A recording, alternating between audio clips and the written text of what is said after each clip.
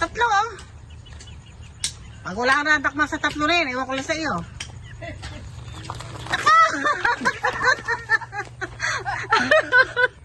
Good morning! Magandang umaga! Gusto na mga lolo, lola, nanay, tatay, kapatid at kaibigan.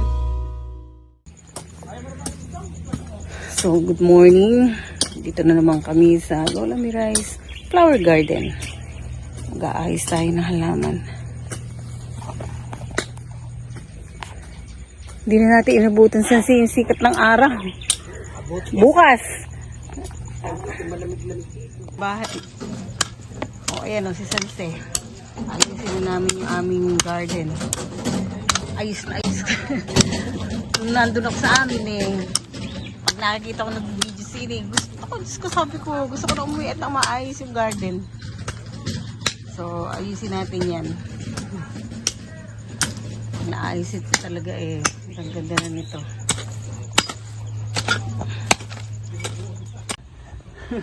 Pero, kakapitas na ako ngayon ng bulaklak dito sa Lola Miray's Flower Garden. Galing oh. O, diba? Ito pa, basta may pula. Napakabilis ng palaguin. Yan o, lalagay ko sa malauna, rose natin dito dito. Kaya lang wala, wala pang bulaklak ngayon. Naubos. Okay. Nagambulan na yung isang row. Lilinisin natin yung gilid na yan. Kasi pag nung kasama ko, oh.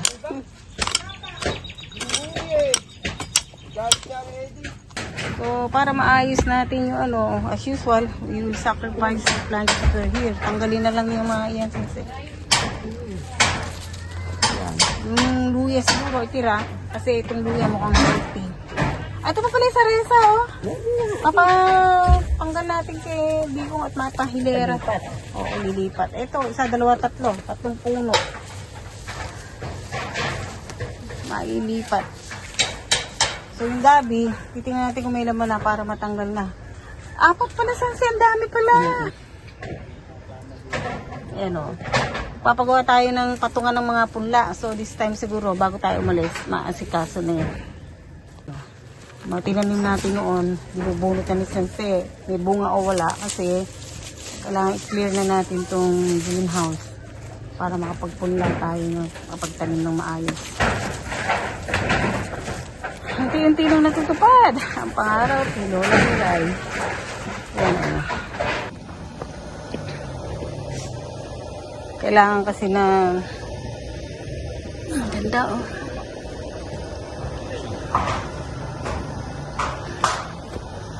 Ayan o, lumitaw na. Dati di ko makita, hindi ko ma-visualize nasaan na yung mga gumamela. So nilinis lang natin. Dami nating natanggal o. Pati mga rose, ayan o, lumitaw na. Lalaki na siya. Ayan. Then mamay hapon, tutuloy natin. Kasi pagod na yung lola eh. O, marami pa tayong gagawa eh. So, ayan na.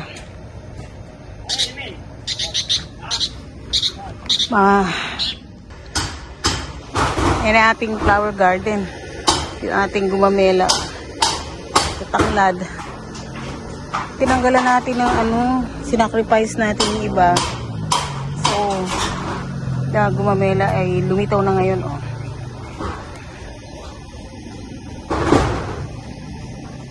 Yung mata ko, hindi po pwede nang di nakasalamin pag ganitong masikat ang araw. Nasisilo siya talaga. Sobrang mainit. Iba yung init na naglalakad ka, iba yung init na gumagawa ka sa farm. Talagang mahirap. Pero gusto ko yung nagtatanim. Gusto ko yung nakikita lumalaki yung mga puno, yung mga halaman. At lalo na kung namumulaklak na at nag-uumpisa ng mamunga. Dito talagang we experience yung sobrang papawisan ka talaga, tutulo mantika mo. Especially pag hindi ka sanay. Like me, Hindi ako talaga for so long, how many years, hindi naman ako nakakapagtrabaho sa farm. So this time, nahihirapan pero naliligayahan ang puso ng Lola Miray. Lalo na pagkasama natin yung masipag. Ayan ayan Ayan Ayan dali huwag ka maingay. Ere Ayan yung mga manok. Ayan Ayan hulihin mo na. 3 Pag wala kang radakma sa 3 rin, ewan ko lang sa iyo.